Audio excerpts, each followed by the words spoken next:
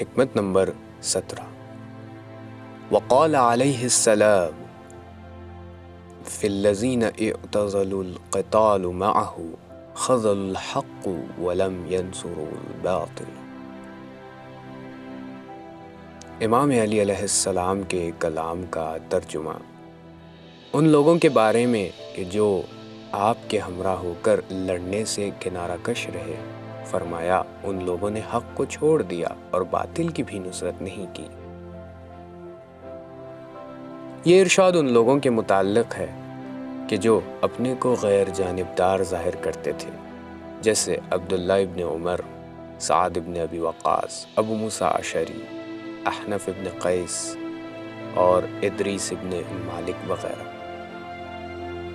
بے شک ان لوگوں نے کھل کر باطل کی حمایت نہیں کی، مگر حق کی نصرت سے ہاتھ اٹھا لینا بھی ایک طرح سے باطل کو تقویت پہنچانا ہے، اس لیے ان کا شمار مخالفین حق کے گروہ میں ہی ہوگا۔